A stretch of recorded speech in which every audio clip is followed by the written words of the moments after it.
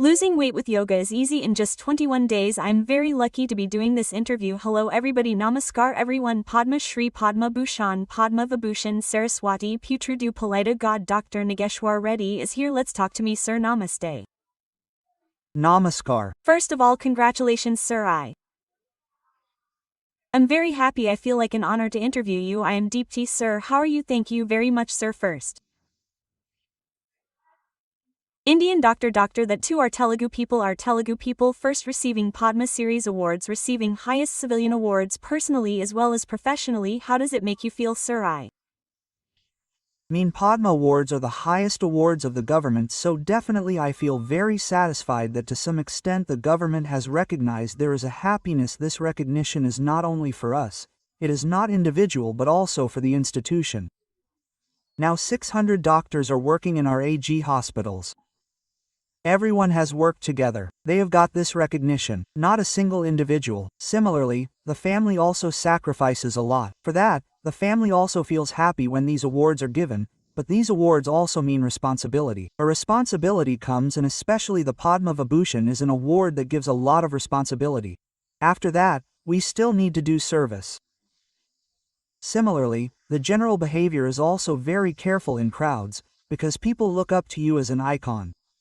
So be very careful. So this is a very responsible. So I feel happy to have received this award, but also somewhat restricted and responsible. That is my next question, sir. Responsibility in the sense, I wanted to do research in pathology while listening to you, reading about you, watching you and following your interviews. It was your father's dream. You selected gastroenterology, studied from that field to here at Kurnool Medical College. After that you did your PG at Madras Medical College, did DM in Chandigarh. If you look back on all this, after 40 years of hard work, today, if people are honoring you with such a big award, how much responsibility do you have, sir? That is, responsibility is definitely there, but you said it is difficult. It is not difficult. Whenever we feel difficult, if you feel very hard about it, we cannot do it. We have to have passion and enjoy the work. So I have not worked hard for these 40 years, I have enjoyed my professional career. Because of that, to some extent, we could achieve what we have achieved. My interest was in pathology research, as you said. In fact, I joined pathology when I joined PGI Chandigarh as an MD. My father, he was a very famous pathologist. He insisted on telling me to that pathology professor and got me admitted from there, from the department. After that, I did medicine, but now looking back, I feel that it was a very good decision. That is, there are very good pathologists. Even now, there are very good pathologists in our country, but they do not get recognition because they are not in the public eye. No matter how good a job they do it in the background. Now, only the hero and heroine of a film get recognition. If it is not for the person who wrote the story of the film, then no matter how well the camera people do, they will not get recognition. So, the pathologist is also changed to the background, so there is no recognition. But satisfaction for them is another thing. This recognition, they also feel happy, but if what we do is satisfying, that is the biggest happiness, so we feel happy, but then it was not my father's decision to say whether to do medicine. I feel now that it is correct. Sir, I am actually meeting you. There is research that I am doing in the background. When I talk about you, my father is also a doctor, sir. He is from Kurnool Medical College, 78 to 83 batch, Dr. S.M. Naj. He is your junior. I said 78 to 79. You are 1 year senior, singer Prabhakar, and specialist. This is from Vijayawada. All of them are from Kurnool Medical College. I am going to interview Nageshwar Reddy, that is, my senior. He is actually a very academic guy. He works very hard. Moreover, even when I talk to my team, I am in a meeting till 12 o'clock at night. It is a conference call the next day at 5:30 or 6 o'clock and ask if you all will come. That is, sir, as you said, the hunger for work, the passion you show towards your work is like unbeatable and that makes you unstoppable. How do you get that inspiration? Sir, I don't mean hard work, I mean hard work, according to your language. What is your driving force to work so passionately? Passion is one thing, it should come as an inherent part. That is, we should be interested in doing something. For example, watch the movie Sapoha. I can't watch it much. I used to sleep tired for half an hour. If I want to go shopping, my family and I can't go. I get very tired. When I go to a shop, I immediately get tired and go there and sit. That is, it is the reverse for many people. Many people want to see a movie, they want to go shopping. So, passion should be inherent in it. Now for me, seeing patients, diagnosing them, doing research, making new diagnoses, all of this is very interesting and passionate. So, once passion comes, we don't get tired. We go on doing any amount of work, we can do that drives our work. This should come to us on our own to some extent. Similarly, some of my juniors don't have it when they start, but it has to be developed. Once he develops an interest, now for example a patient comes to us, he comes and tells us his symptoms and his whole story. Let's say he came from Vijayawada, he came this far. After arriving, how he got there, how it started, that is very interesting stories. Every patient creates a story for us. Every patient's problem is a story for us to solve, a mystery to solve. If you look at it that way, it is very interesting. Similarly, we perform operations. We do a lot of endoscopy. It is very strange to look inside with an endoscope. Each organ in the body, the disease that comes with it, it is such complicated stuff. Nature has created all this very interesting. If you look at it with that interest, you can definitely think of each patient as a movie. That is how we create it. So you don't have a 70mm film. Does endoscopy film give you that kick? Sir, you must have seen many cases, you must have treated many patients, you must have met some experts in people, right? In this context, which was the most challenging case in your career, sir? Every case is a challenge for us. Every case is a challenge, no matter how simple the case is. For example, what I say is, I tell my students, think of one case per patient. For us, I see 100 people daily, I see 200 patients. But for that one patient, his disease is the most important for him. Suppose there is a problem. If that patient is in life and death, the life and death for doctors may be 100 patients and they see that all the patients are serious. Suppose in the ICU, there are 150 patients in our ICU. All of them are serious. We are okay. We see this patient as a serious patient. But for that particular patient, for that particular family, it is a life and death complete change. There is a breadwinner in a family.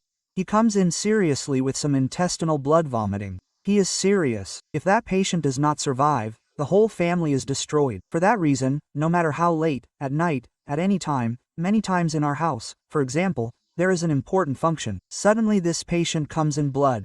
Ignore all that. Even in our house, there was some initial anger. All that because that patient's life is so important. If we can save it, we are saving a family. The whole family is being saved. What is one case to talk about specifically, sir? What I mean is that it really had an impact on you? You were touched sentimentally and you were like, I have to do something, but let me give you an example. When we were in our old hospital, a patient used to come for treatment. He had a liver problem and was bleeding from there. So for that patient's treatment, we had to do 3 to 4 courses of treatment. We had to stop the bleeding through endoscopy and band it and block it. If we block it, we could save it. When it was happening, we had to do 6 sessions. So in the second session, I will show that patient to us. We have a camera in the reception. From the camera, we can see everything. For example, I have a TV screen. I will see what is happening in each area. If I look at that, I will see that patient is giving money from his pocket. That is, one piece, he is giving coins. Then there were coins too. He takes out the coins and gives them to the receptionist. Finally, we put all that in yes such and keep everything. But that too would be 2,000. The patient gave that 2,000 and came for the complete treatment. I asked the patient what he is doing. He said he is a barber. There is a barber shop in Begumpet. A barber is doing work. And I said, why didn't you tell us? I don't come under the government scheme, so I shouldn't ask for such dignity for free. After I paid him, he didn't have any money, so he walked to his shop. Did you walk from Somahiga to Begum? I felt like seeing this. What everyone says is, no, they cheat. It's wrong of us. Patients, especially those from the middle and lower middle class, have a lot of dignity. They say, no, we should pay whatever is due, we should get it done. Imagine that barber with such dignity. After all that, he didn't have any money but walked to his shop. Since then, I have seen that, we made everything free for him. For Hema, sir. For the wonderful treatment. Sir, in the Same way, many people also tell us that we should identify our social workers and tell us that the middle-class patients do not want free, but they have that dignity that even if they do not have money, they sell something, sell a house, sell a farm, they do treatment. This is something that we do not have anywhere in the world. You go to America, you go to England, patients come and demand, we have insurance, why don't you do it, why don't you do it? You have to pay an extra $10, that is, they don't pay. But look at how dignified and how much they grow, Babu. Sir, you are a people's doctor and you are a doctor for a cause, sir. That is because it is also very difficult to understand people in this way, sir. If you have to pay, hospitals will not run, we also have to pay doctors. We have seen people saying, even we are putting our blood into it, but doctors who understand the patient's perspective and treat patients are definitely very rare. You are one of them. There are many doctors too, but the only thing is that they do not get recognition, that's what. I am actually going to ask you, sir. Now you have been identified, you have received Padma Awards as a medical pioneer. Do you really think, what do you feel, sir? In India, how does that collaboration between institutions and the government work, and if medical pioneers are identified, do you believe that this is for the better Indian larger picture in terms of medicine? Do you still feel there is a vacancy in it? There is. Definitely now usually the most important thing for us two things in life population one is health second education now education is what is given to patients in our population government schools are doing all this. But health is a very complex issue to give free health to so many people it is very difficult to give all that to the government some insurance is being done this Arogayashri program Ayushman is doing all this. But to cover all the populations it is not easy so complex issue individual doctors have their own hospital now we should see that at least 20% of the population we can deliver free care. Similarly we have now adopted 40 villages here in Pathanchar and are doing all the free service. So doctors say that individual doctors have to come up and do the thing, but how can the gap be filled? Unfortunately, in society, the word doctor has come to mean commercial and money. That is, it is an obvious fact. Even if we think about it, to some extent, there is an unnecessary commercialization of doctors. But 90% of doctors are not like that. 90% of doctors want to do service. Actually, I know that many of my classmates are also doing free service to some people in small towns, apart from their own income, and they are helping a lot.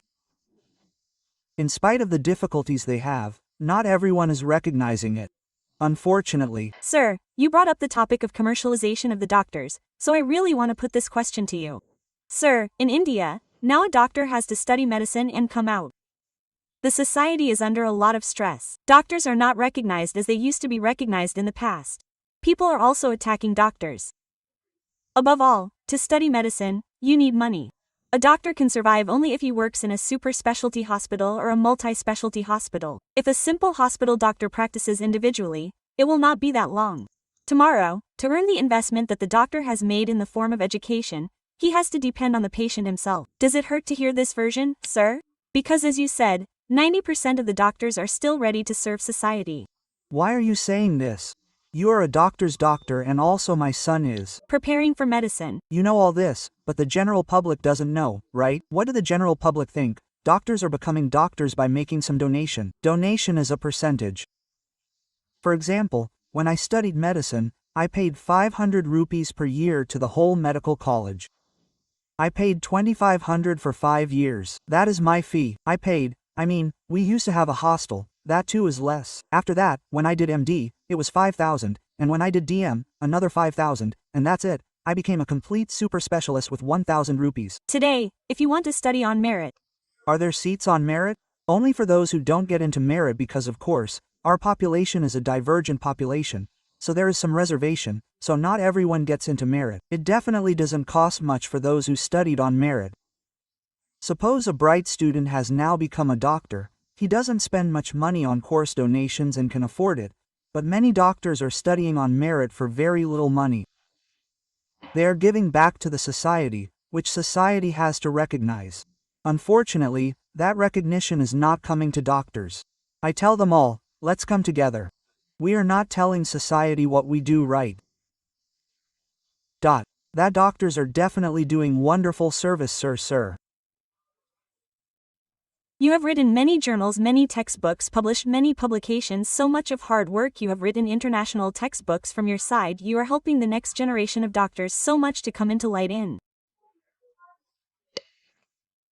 this context. What would you say to all the aspiring students and doctors, young doctors who have chosen medicine as their career? What would you say, sir? What I mean is, medicine is still a very exciting career. There are many possibilities in medicine because now we are understanding more diseases. Now technology is improving a lot. Artificial intelligence has come and that was able to solve many problems. My message is to the youngsters that look at this point, there is excitement. You can create a lot of new things.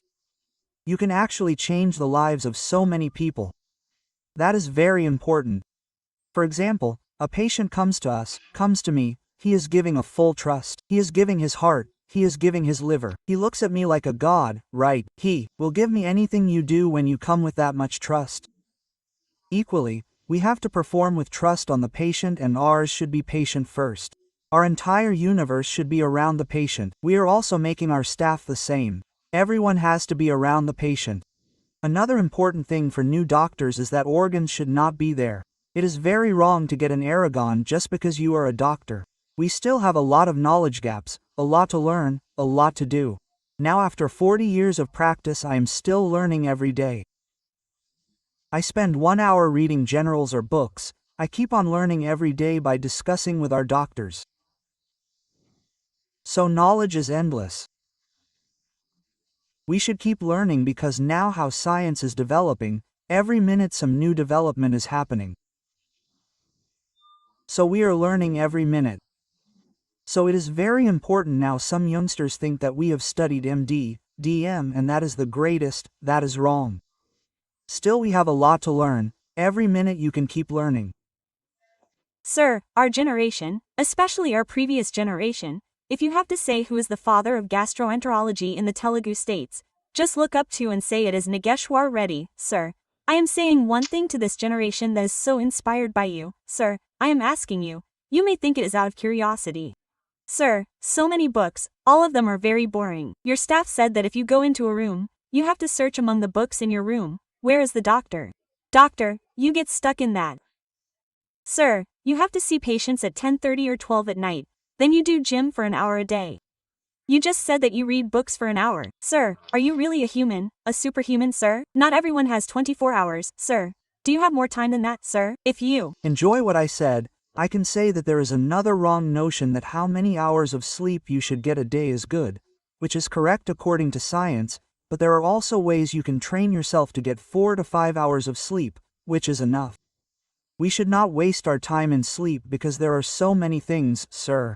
We should not waste our time in sleeping is the same. Sir, this is the latest development in gastroenterology, which is addressing the gastrointestinal situation in the society. In terms of public health, what you have to say, sir, is how things are going. This is a very important message. Mom, the public too, we have seen a very dramatic change in gastroenterology. We have been seeing for 20 years, we went to villages, there were more infections, there was TB, there was infectious diarrhea, there was hepatitis. Now all that has gone. Now we are providing clean water along with development. Nutrition has also improved. Similarly, we are giving hepatitis vaccines. All that has gone. The unfortunate thing is that people have become westernized in diet, fast foods. Go to small villages, here we have seen. We have chips there, burgers, all fast foods. Processed foods have come in. Due to these processed foods, we are developing Western diseases. Now what is surprising is that the highest amount of disease in our villages is IBD, inflammatory bowel disease. This was not the case in India 20 years ago. Now half the population is in villages. So unfortunately we have lost our good habits and bad habits, i.e. organic farming has gone.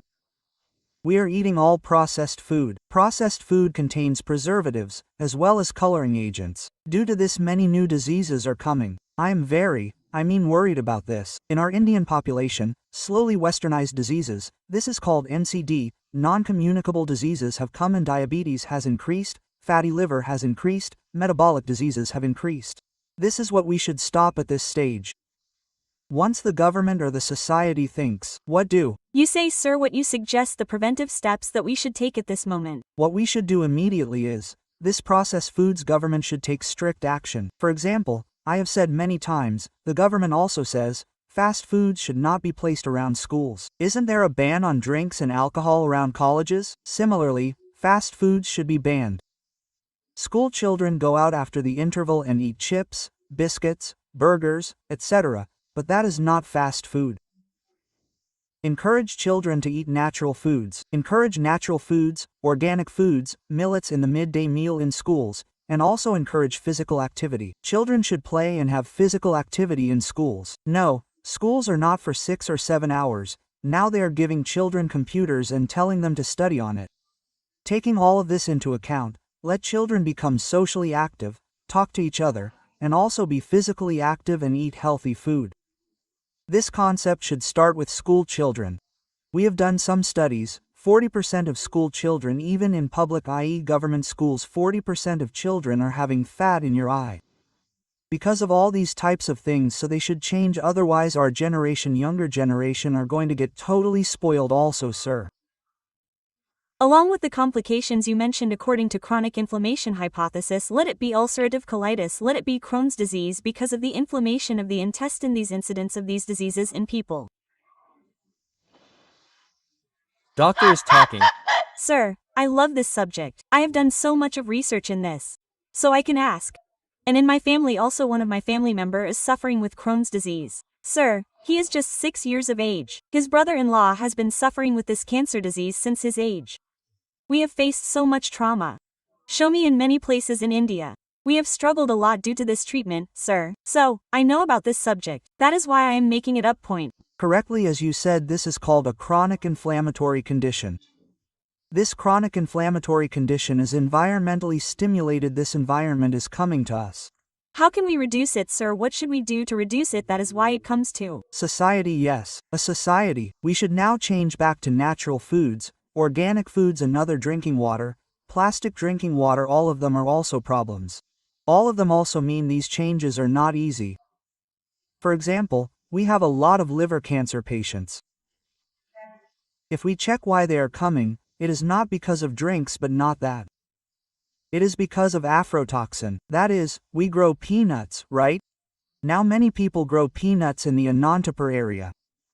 In that, aflatoxin fungus comes and that is causing this liver cancer. But to change that, farming has to be changed. It is very difficult for agricultures, so it involves not only changing of habits but also a lot of change in the economy. So to some extent it is not an easy, simple problem. So, can we think that the incidence will increase in India? Sir, if we say we should be careful, what should we do? The environment in India will increase. We should change our environment. Look at pollution. Now, for example, in northern India, many people have lung problems, severe lung problems, due to pollution. Immediately after taking precautions, all the crops continue to burn. Now, the government is taking very strict action, but politically, they cannot take that much action. So, these are very complex issues, but only public awareness education is needed. After this, the public can actually change because of their demand. Otherwise, it will not happen. And also, sir, according to the multi-step level theory of carcinogenesis, normal cells or cancer cells become cancer cells. The incidence of cancer is also very Hi, you, especially being a gastroenterologist, are talking about liver cancer. Addressing, but because of the pollution or because of the drinking habits, alcohol consumption is going to have any impact, sir. No matter how much I tell people, they don't understand why. I still think that you, the media, all types of social media, should take an active part in health education is a very important role. Now what interests people is that if there is some controversy, they watch it all. Whether it is in interesting tidbits, politicians or actors, they watch it. But unfortunately they are not concentrating on this health education.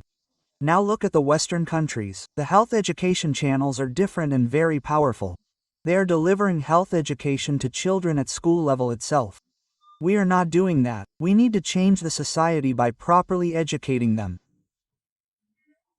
Sir, in the medical field in India, incidence of obesity, lifestyle diseases, hepatocellular carcinomas are increasing. How do you think the developments, advancements, and medical structure in India need to be further developed? That is, we have the same paradox in India. that most of the time there is still malnutrition. Some people in villages get nutritional diseases due to improper nutrition, and there are many more.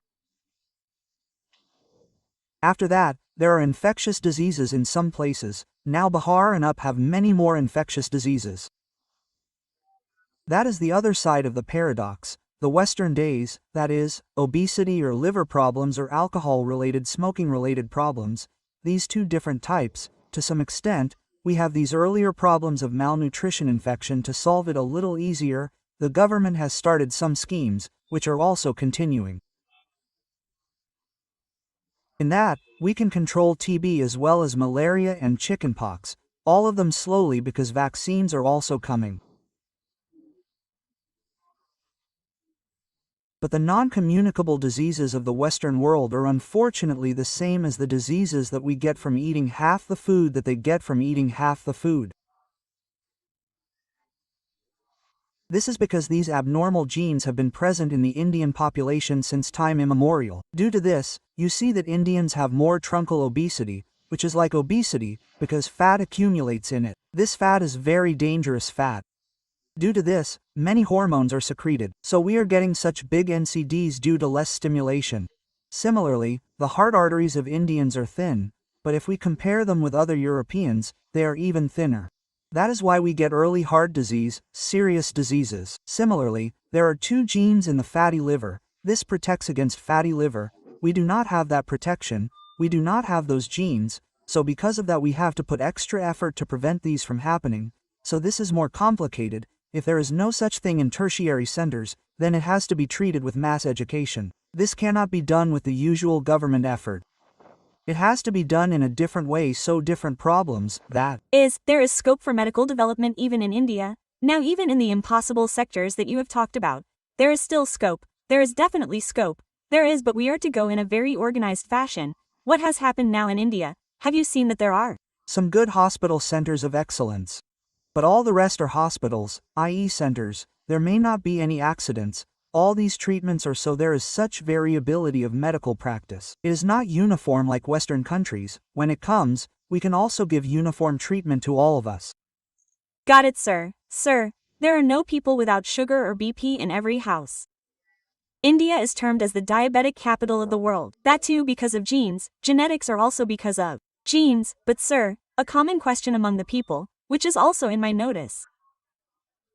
I am asking you in the face of this interview, sir, Nageshwar Reddy Garu has invented a medicine for diabetes.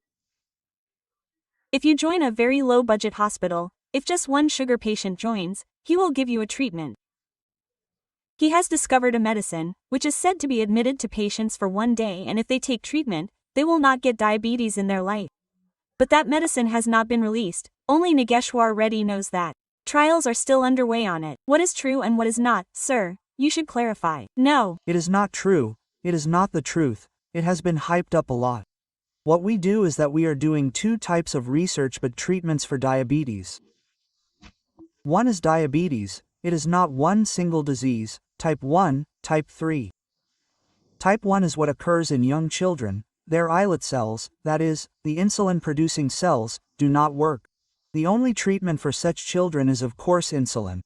Normally, the only treatment is to replace the islet cell by cadaver, that is, we do cadaver transplant kidney and we can also do islet cells. We are working on that. That is one thing, it has already been established in the world. It is still less in our India, so there is no much concentration on it. Type 1 is when the pancreas gets damaged. If the pancreas gets chronic, then type 3 diabetes occurs. What we are doing for this type 3 diabetes is that when we do surgery, that is, surgery on the pancreas, then we take the islet cells and concentrate them and inject them back into the body through the portal vein, that diabetes is partially cured for them. We have already done this, we have already published it, and we are still doing those treatments in our hospital, but the majority of patients are having type 3 diabetes. In this type 3 diabetes, if the islet cells are functioning, but insulin resistance develops in the body.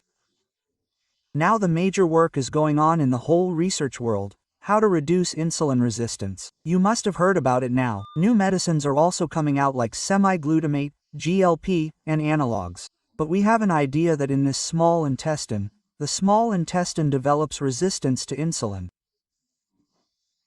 If we make a strong intestinal change, this small intestinal change reduces insulin resistance and we can stop the progression of type 2 diabetes to some extent.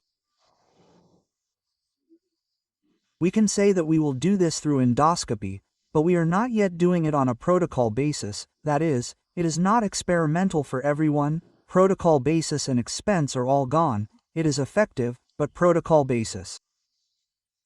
Because it cannot be done in large populations. It is simply that if we change the duodenal mucosa through endoscopy, then the substances that produce insulin resistance are reduced there. Now what we are doing now is, these are simple instruments. Now should we do it with very complicated instruments? We are now doing work to make simple instruments. That means any doctor can do it, simple as that, but we are doing innovations with those simple instruments. Wow, this is really going to be a big step, sir. But we should not hype it up unnecessarily as you said. Normally we didn't even discuss it because I don't want to go hype. If you do this, your sugar will be controlled. It's not like that. It's a process that takes time and research. We will release it to the general public as soon as it is 100% safe and useful. We are literally waiting for the audience to not create hype through this interview. But it is literally much needed for the hour. So the public should realize that there are 3 types of diabetes, not 1. We are already doing that for type 3. That's effective. Type 1 is in children, so this type is more common, so a lot of research is being done to reduce insulin resistance in this type. Apart from us, now a lot of research is being done in Denmark or in the US in areas where they are trying to discover compounds which can decrease in incidence. We are trying to do this through endoscopy. In which other areas is research being done, sir, under your leadership? In diabetes, in general, sir, the most important thing in the gastroenterology department is the early identification of cancers. Now we are using this artificial intelligence to detect gastric cancer early and you are able to remove it through the endoscope itself without surgery. Similarly, colonic cancers are identified and can be removed endoscopically. All this is research being done by your team, that is, outside the team, other Japanese people, everyone is doing it together. All this is already practically news. We are now implementing it. Today, 2 patients came from Assam. They had some kind of stomach discomfort. We have what is called intelligent endoscopes, endobrain, with the endoscope. As soon as the endoscope was inserted, the computer immediately showed early gastric cancer. Early, immediately, at the same time, we took out a small knife and cut everything through endoscopy, and that was it. The patient has been in the hospital for 15 minutes. The patient is not believing what they actually did. How did they get the endoscope? So, everything is called a marvel of technology. Now, sir, we all feel that it is the magic in your hands. That technology means nothing. Hands can do some things, but technology is becoming very important. Technology can do a lot of things, but also, sir, you are a normal human being. I feel the same after seeing you. Not being so knowledgeable, not working so intensely, not having such passion towards this particular profession, not everyone has that, sir. We feel that you are really a superhuman being.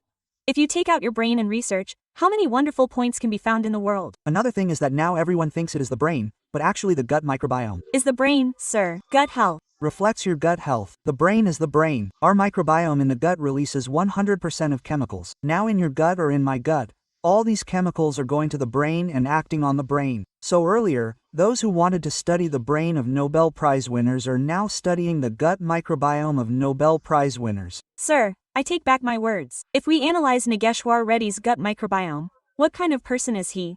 What is he going through? How is he working hard? How is he able to achieve so many things? It means that we are actually the last man, Barry Marshall. He is a Nobel Prize winner. He found out the Helicobacter pylori. He invited me. He spent here. We started a big gut microbiome lab with him for 1 week. So what he wants to say is that the next Nobel Prize is going to be in gut microbiome discovery because a lot happens in the microbiome. The whole body is controlled. I can take the microbiome of a thin person and give it to a fat person and make him thin. Wow. Wow. That is a very exciting area. Seriously, sir. Sir, that research work was done by you. I would look up to you. Yes, we are very proud to have the name of our Nageshwar Reddy Garu, the name of our Nobel Prize winner. We are taking all the happiness, sir. So I sincerely wish you to come to that position. I sincerely wish you to receive the Bharat Ratna very soon, sir. Thank you so much for all this time, sir. Sir, tell me one thing, before we conclude this interview. Your family supports you, but will you actually give us time? Do you actually have another world?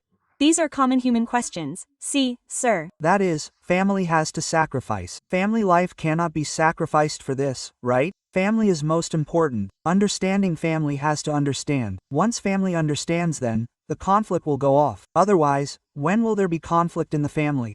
Sometimes when our daughter was young, everything would be ready to take her to a birthday party. Suddenly, a patient comes here seriously. We will forget that. Then many conflicts arise, but if the family understands, then all these things will not happen. Sir, once again, thank you so much for all your time, sir. Definitely not that I am interviewing you, sir. You have received Padma Awards, sir. Very soon you will receive the Nobel Award from Bharat Ratna. We sincerely wish that we can see you and get inspiration from you. More power to you, more gut health to you, sir. All the very best, sir. Thank you very much. Wonderful, sir. And for more videos, please subscribe to iDream. Please subscribe to iDream, please subscribe iDreams, and please subscribe to iDream for more videos. Subscribe to iDream. Please like, share, and subscribe to the channel. Congratulations iDream, subscribe to iDream. Subscribe to iDream. So subscribe to iDream Media. iDream, huge congratulations to all the iDream team. Please subscribe iDream Media. Please subscribe to iDream. Subscribe to iDream. Please subscribe to iDream. iDream. iDream means you have subscribed to my dream channel. My mouth is not watering. You don't hit the bell. For more such videos, please subscribe to iDream. Subscribe to iDream. Please subscribe to iDream. Please subscribe to iDream Media. Please do subscribe to iDream. Please subscribe to iDream Media. For best entertainment and information, please subscribe to iDream, and don't forget to subscribe to iDream.